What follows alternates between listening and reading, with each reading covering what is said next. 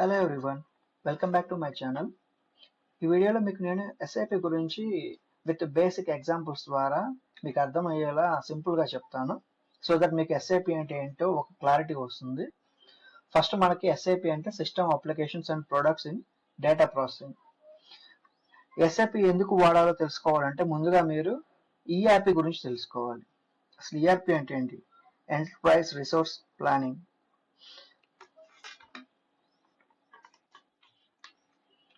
ఓకేనా? ఈఆర్పి అంటే enterprise resource and planning. అసలు ఈఆర్పి ఎందుకు వాడాలి? ఓకే, మీకు ఈజీగా అర్థం అవడం కోసం నేను డిమార్ట్ని ఎగ్జాంపుల్గా తీసుకొని చెప్తాను. సో దట్ మీకు రియల్ టైమ్ సినారియో లాగా క్లియర్గా ఉంటుంది, ఈజీగా అర్థమవుతుంది. మీకు ప్రాసెస్ చూపిస్తాను. సపోజ్ ఇక్కడ మనకి డిమార్ట్ ఉంది కదా. ఇప్పుడు యాక్చువల్గా ఏంటంటే డిమార్ట్ వాళ్ళకంటూ ఒక స్టోర్ ఉంటుంది. ఓకేనా? ఇందులో వచ్చేసి మనకి అన్ని గ్రాసరీస్ అండ్ వస్తువులు ఉంటాయి మనకు కావాల్సినవన్నీ. సో వీళ్ళు ఏంటంటే ఆ వస్తువులు తీసుకురావడానికి డిస్ట్రిబ్యూటర్ సెంటర్ని కలవాల్సి ఉంటుంది. ఓకేనా? సో వీళ్ళకి డిస్ట్రిబ్యూటర్స్కి వచ్చేసి సేల్స్ పర్సన్స్ దగ్గర నుంచి మన వాళ్ళ థింగ్స్ అనేవి వస్తుంటాయి అన్నమాట, తీసుకుంటారు. తర్వాత సేల్స్ టీమ్స్కి ఏం కావాలనేది మనకి ఇక్కడ మార్కెటింగ్ అండ్ ప్లానింగ్ టీం ఉంటుంది కదా, ఆ ప్లానింగ్ టీమ్ డిపార్ట్మెంట్ అనేది చూసుకుంటుంది. ఇట్లా మార్కెటింగ్ ప్లానింగ్ డిపార్ట్మెంట్ కి వీళ్ళ కోసం ఒక ప్రొడక్షన్ డిపార్ట్మెంట్ కూడా ఉంటుంది. అదేంటంటే నార్మల్ గా మనకి డిమార్ట్ ప్రొడక్ట్స్ కోసం వాళ్ళ ఓన్ ప్రొడక్షన్ డిపార్ట్మెంటే ఉంటుంది బేసిక్ గా. సో ఇట్లా ఒక్కొక్క డిపార్ట్మెంట్ కి రిలేటెడ్ గా ఉంటాయి. ఓకేనా? ఇప్పుడు ఎగ్జాంపుల్ గా తీసుకుంటే సపోజ్ ఒక కస్టమర్ వచ్చేసి డిమార్ట్ కి వెళ్ళారు. మనమే ఒక కస్టమర్ అనుకోండి. మనం డిమార్ట్ కి వెళ్ళినప్పుడు మనకి ఏదైనా ప్రోడక్ట్, ఏదైనా పర్టికులర్ ఐటమ్, పర్టికులర్ కంపెనీ కావాలనుకోండి, మనం ఏం చేస్తాం, వెళ్ళగానే అది మనకు కనిపించలేదు అనుకోండి, అక్కడ ఉన్న స్టోర్ బాయ్ని కానీ స్టోర్ కీపర్ కానీ ఎవరొకరిని అడుగుతాం.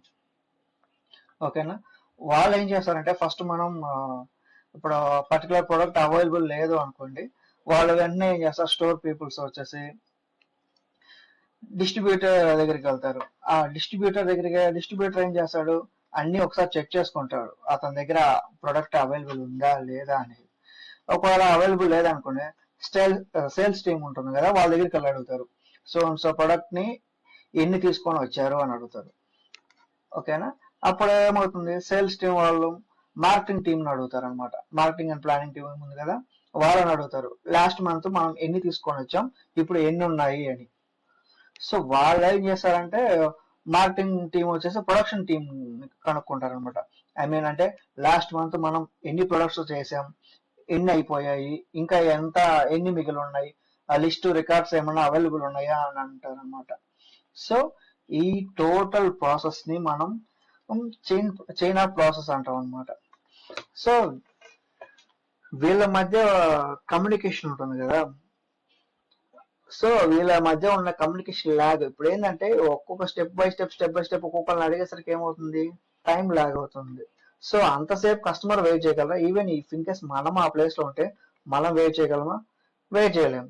సో వేరే షాప్ కి వెళ్ళిపోతాం. ఇప్పుడు ఏంటంటే పక్కన ఏదైనా కిరాణా షాప్కి వెళ్ళాం అనుకోండి, ఏదైనా ప్రొడక్ట్ ఉందా అని అడగగానే ఫస్ట్ మనకి ప్రొడక్ట్ అవైలబుల్ ఉన్నా లేకపోయినా వాళ్ళు వెంటనే మనకి రెస్పాండ్ అవుతారు. సో సపోజ్ మీకు ఒక ఆయిల్ ప్యాకెట్ కావాలనుకోండి, oil packet so company some X company కావాలని అడిగితే ఉందా లేదా చెప్పేస్తారు.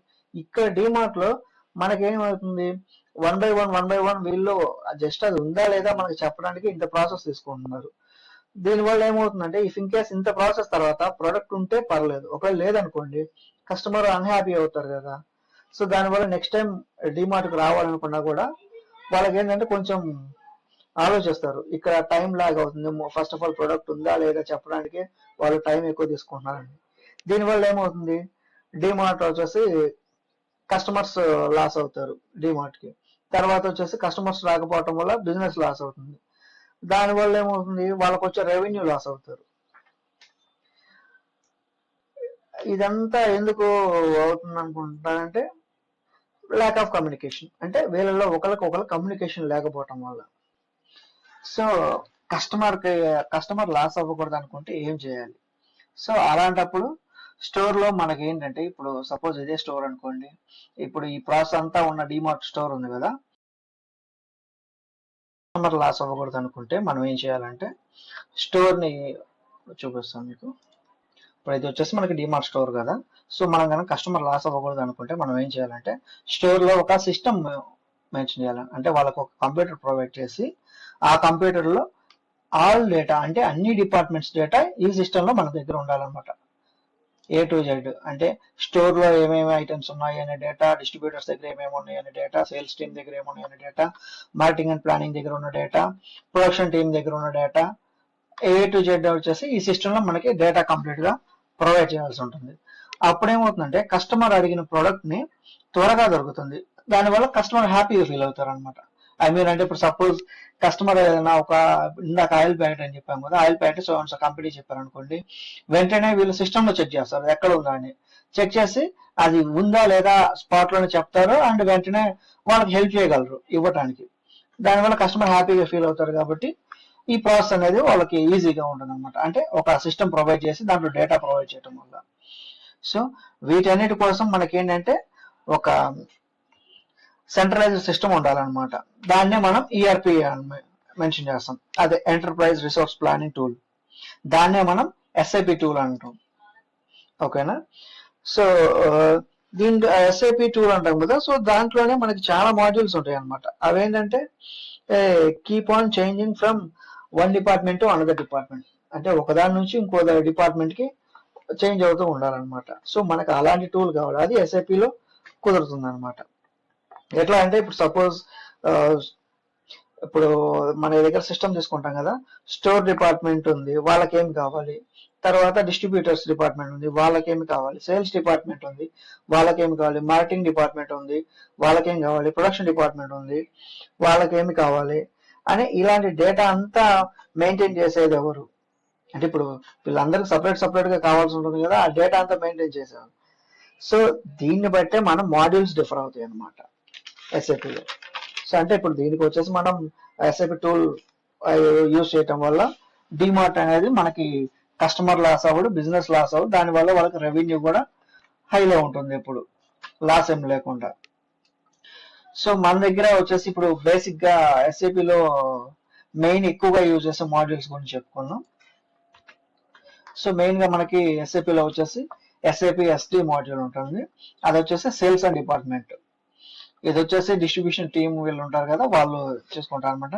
ఎంబీఏ మార్కెటింగ్ చేసిన వాళ్ళకి దీని మీద ఎక్కువ జాబ్స్ వచ్చే అవకాశం ఉంటుంది, ఎక్కువ తీసుకుంటారు అనమాట సేల్స్ అండ్ డిస్ట్రిబ్యూషన్.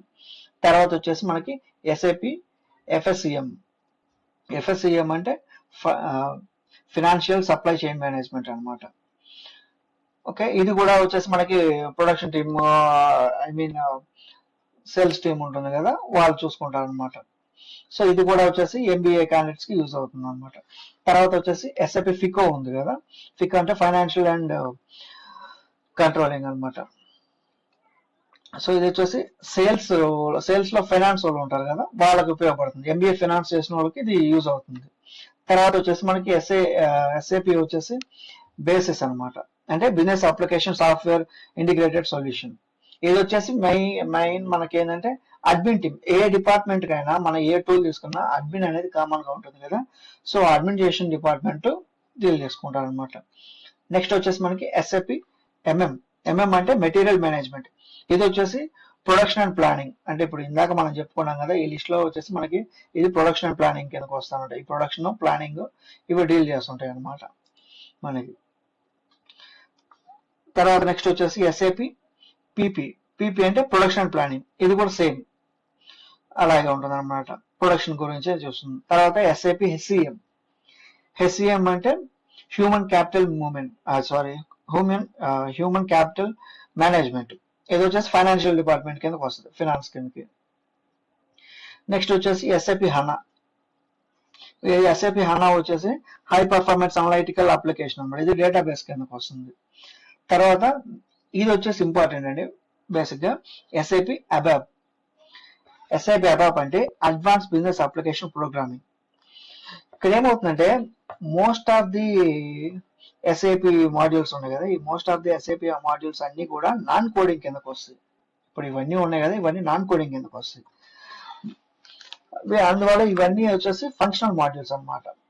కానీ టెక్నికల్ మాడ్యూల్స్ టెక్నికల్ మాడ్యూల్స్కి వచ్చేసరికి ఎస్ఏపి అబాబ్ కిందకు వస్తుంది మన టెక్నికల్ మాడ్యూల్ అనేది. ఇది ప్రోగ్రామింగ్ కంప్లీట్గా. సో మనకి శాలరీ కూడా ఎక్కువ ఉంటుంది ఎస్ఏపి అబాబ్ కిందకి. సో బికాజ్ ఇది వచ్చేసి లాట్ ఆఫ్ టెక్నికల్ టీమ్స్ లో ఇన్వాల్వ్ అవుతూ ఉంటుంది. అంటే దీంట్లో టెక్నికల్ వర్క్ అనేది ఎక్కువ ఉంటుంది కోడింగ్ తో సహా. సో మిగతా మాడ్యూల్స్ కూడా వాటి ప్రియారిటీని బట్టి వాటి పర్ఫార్మెన్స్ ఉంటుంది. But difference between company to company మనకి డిఫరెన్స్ ఉంటుంది కదా. కంపెనీని బట్టి వాటి ప్రయారిటీస్ వాటికి ఉంటాయి మిగతా అప్లికేషన్స్. బట్ పర్టికులర్లీ ఎస్ఏపి అబాప్ అనేది మనకి ప్రోగ్రామింగ్ కూడా ఉంటుంది, పైగా టెక్నికల్ టర్మ్స్ అనేది ఎక్కువ ఉంటుంది అనమాట. It involves lot of technical work. So అందువల్ల దీనికి కొంచెం హై ప్యాకేజ్ కూడా ఉంటుంది. అండ్ ఇంకోటి ఏంటంటే మనకి ఇప్పుడు సపోజ్ మీరు ఒక కంపెనీలో జాయిన్ అయ్యారు, వీటిలో ఏదో ఒక మాడ్యూల్లో జాయిన్ అయ్యారు అనుకోండి.